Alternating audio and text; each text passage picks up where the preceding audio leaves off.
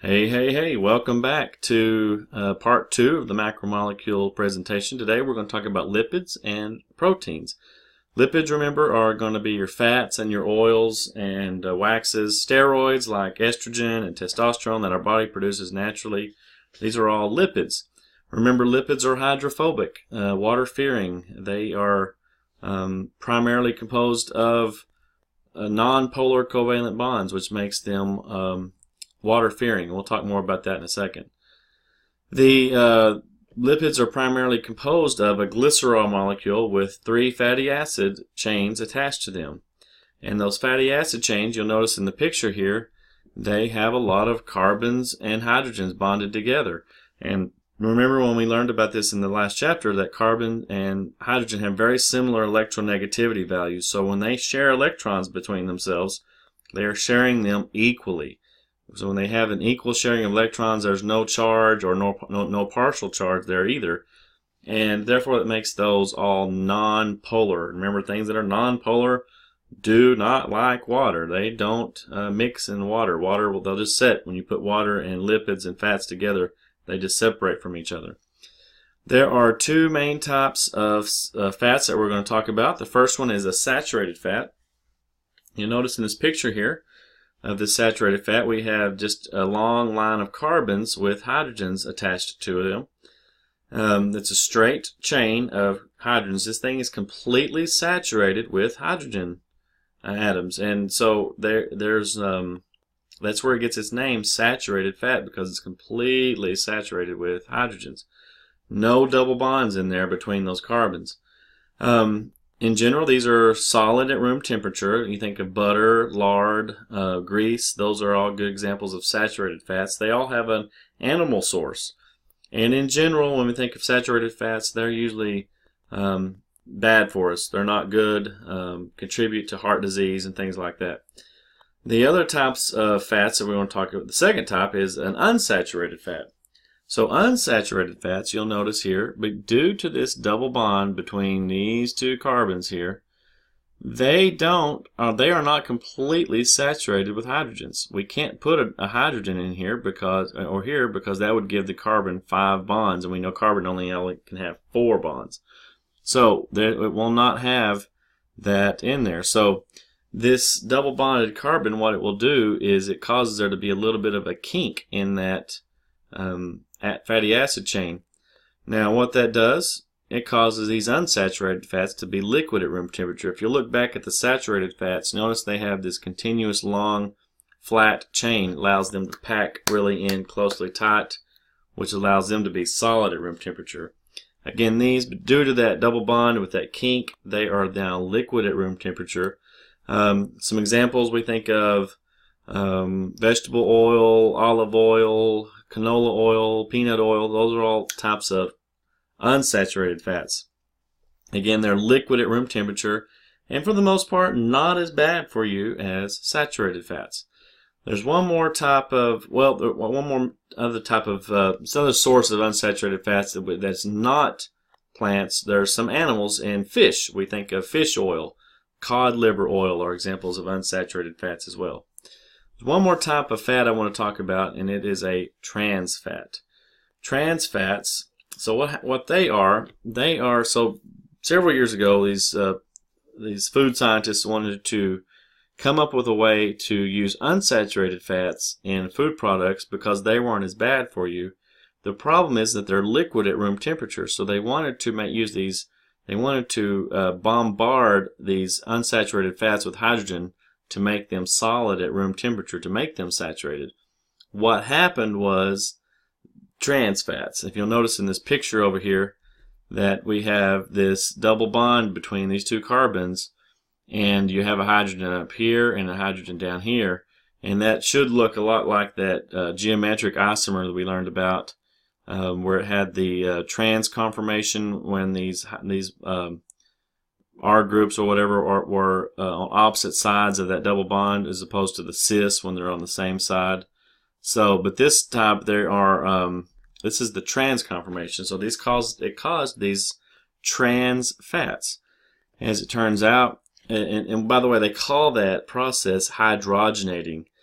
So you'll see sometimes on an ingredients of a package, it'll say it contains partially hydrogenated vegetable oil. And what that means is that it has trans fats in it.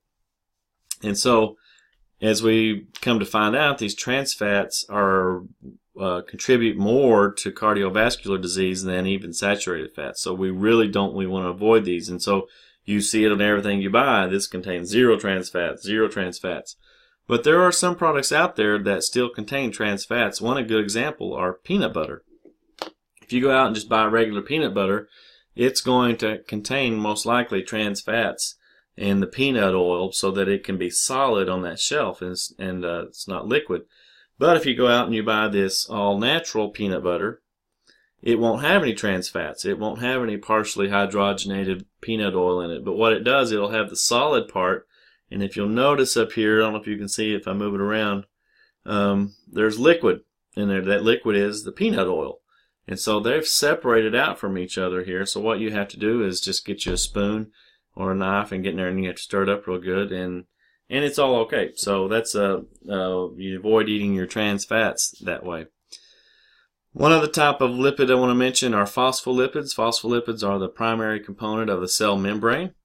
You'll notice they have two main parts. They have a hydrophilic, this pinned right here, they have a hydrophilic head, which is going to come into contact with water on the outside of the cell and on the inside of the cell because they are hydrophilic. But then the fatty acid tails, which are right here, are going to be found on the inside right here. And those are the parts of the phospholipid that do not come into contact with water. They are what we call hydrophobic. So these again are primary component of your cell membrane. We will talk much more about those later. So let's go ahead and get into proteins next. Proteins are instrumental in practically everything that organisms do. They are when you look in the mirror, I've said before, you're pretty much looking at the results of protein synthesis between your hair and your skin, your fingernails, all those are made up of protein. Inside our bodies, we have enzymes. We have tens of thousands of different enzymes in our body that play key roles in breaking things down and play roles in chemical reactions that occur all throughout our body. In fact, I want to talk to you a little bit more about enzymes. Enzymes, if you'll notice here in this picture, they have a couple of features here that I want to mention. They have the enzyme, first of all, itself, whatever molecule that enzyme is going to be acting upon, that it's going to be breaking down, it will oftentimes have a name very similar to that. The only difference is the enzymes will usually end in ASE, and that's usually characteristic of an enzyme. So in this case, the enzyme is sucrase, and sucrase is going to break down sucrose right here. This is very similar names between each other. Now, enzymes will have one feature. They have what's called an active site. The active site is very specific to whatever molecule that it's going to break down. They won't break down just any molecule. It has to fit into that active site, like a lock and key.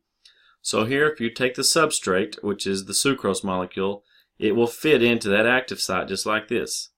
And it's called an induced fit. And then we'll add water to this reaction, and that enzyme will break the bonds between those two now monosaccharides, between that disaccharide sucrose, releasing the product of glucose and fructose. Cool thing about enzymes is after they have acted on their substrate, they then are free to be used again. They don't get used up in a chemical reaction, so they will just kind of cycle on around and pick up another sucrose molecule and go ahead and break that down too. Eventually they wear out and your body would kind of recycle them, but for the most part they can get used several times. So that's a little bit about enzymes, which are a key protein that's in our bodies. I want to get into protein structure, and we'll kind of go through it pretty quickly here. We'll probably cover it a little more in detail and depth in class. So there's 4 types of protein structure we're going to talk about. The first one is primary structure, and it's the simplest of all of them. It's just a single long continuous chain of amino acids. And you'll see them here. There's some examples: cysteine, serine, leucine, phenylalanine. These can be a number of the 20 amino acids that we have that make up living organisms, and it's just all of those chained together, and they're all going to be bonded together by what's called I'll write in here, a peptide bond. Okay, each one of these amino acids will be bonded to the other with a peptide bond, and that's the only time you'll ever hear that bond there is between amino acids.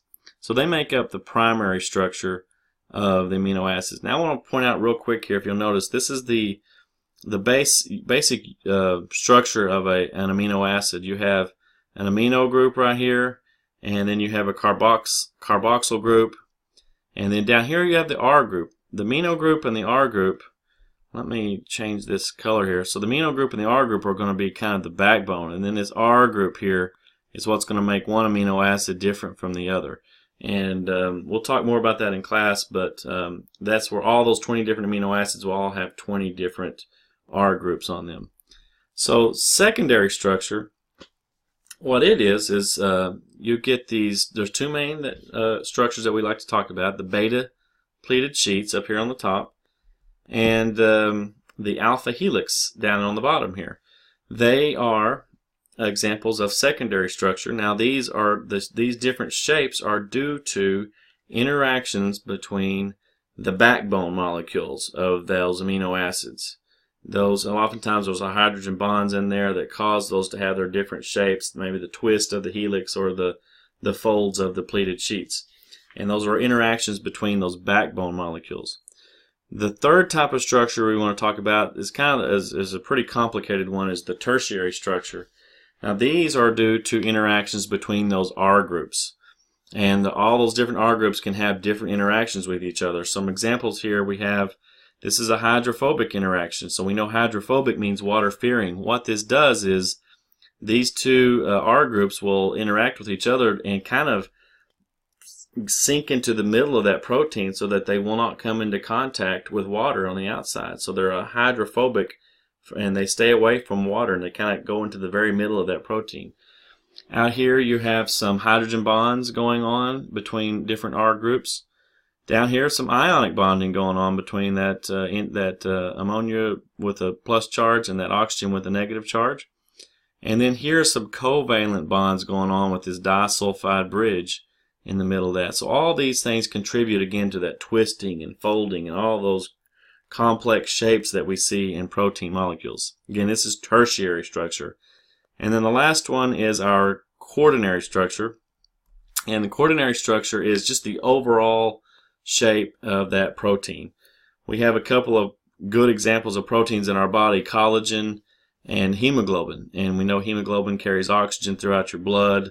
And collagen is made up a structural protein found in a lot of your skin and hair and nails and things like that. But these are just some general shapes of them, and the overall structure we call the quaternary structure. This is going to include primary, secondary, tertiary, all together into this quaternary structure. So that is where we will leave off today, and next we'll cover nucleic acids in the next video, and then we'll be done with the macromolecules. So I'll see you later. Bye.